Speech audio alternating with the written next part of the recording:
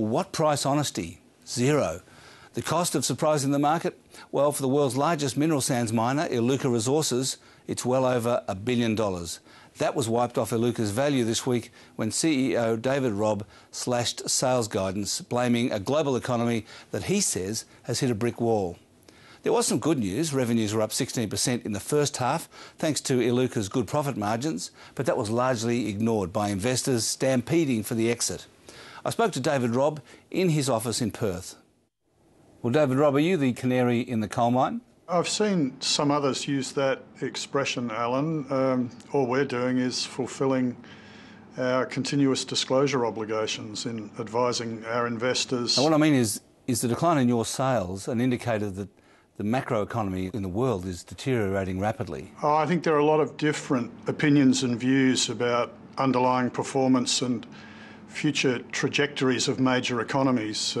Time will tell which of those views are more correct. Well, there are a couple of striking things about your statement this week. Firstly, there's a huge range in your second half forecasts, particularly for zircon. You're forecasting 113 to 213,000 tonnes of sales. Yet at the high end of that range, you're actually forecasting a huge increase from first to second half. So how do we reconcile the uncertainty that's inherent in such a big range with the optimism that seems to be in the top end of the range? We know there's first to second half balances that typically occur in our business, with the second half being stronger than the first, so we've allowed for that. It's a pattern that we see every year. The range really reflects the uncertainty that we feel about just how the world's going to perform for us over the next 6 to 12 months. Yes, well, that is a lot of uncertainty. Can you just describe how you feel about things, about the future now? Well, I think the alternative is you simply throw your hands in the air and say it's all too hard, and certainly some companies have done that by choosing to give no guidance at all.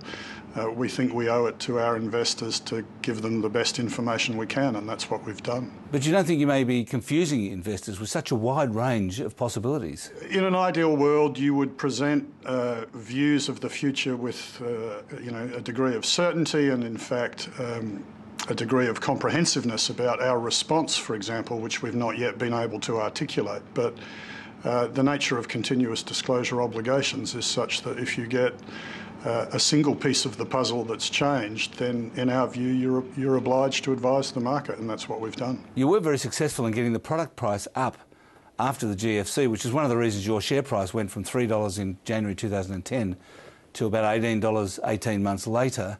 Why not just cut the price now to get your volumes back up? We've got a very clear objective, Alan, which is to create and deliver value for shareholders, and we think about that in the medium to long term, not the short term. Demand is really reflective of economic conditions and consumer confidence and business confidence.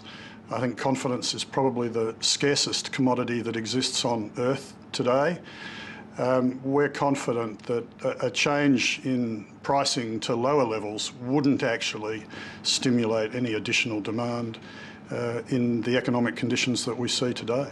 How do you feel about the share market's response to your statement? Does it feel a bit overdone? I think markets have a habit, Alan, as you would know well, of overreacting to both good news and bad news, and perhaps that's what's happening again here. Can I take that as a yes, that the market has overreacted? Well, I think markets are entitled to their view. As I say, our job is to manage the business for the medium to long term, and that's exactly what we're doing. I guess you're a pretty unusual mining company, really. You're a mining business, but you're also directly exposed to the building industry. Exactly, and I think perhaps we play our cards slightly differently from some others who are more volume or market share driven. We're very driven by what we can do for our shareholders, and we know we have to deliver for employees and customers as part of that. That's what we refer to as our game plan. I'm very confident our game plan is the correct one. And in the long term, I would just observe, as I've observed before, that recent studies have suggested that urbanisation and urban renewal trends, particularly in major emerging economies, mean that the world will have to build floor space over the next 10 to 15 years equivalent to 85% of the total urban, residential and commercial floor space that exists today. So if you like, a doubling of what we know as the cities of the world today. How do you come up with that number? It's a result of a recent, I think, very credible study on global urbanisation trends and the effect on major cities. And most of that's probably in China, is it? A lot of it in emerging economies generally. China a big part of that, but there are a lot of countries in the world that are going through the same experience. That'll mean $80 trillion worth of investment.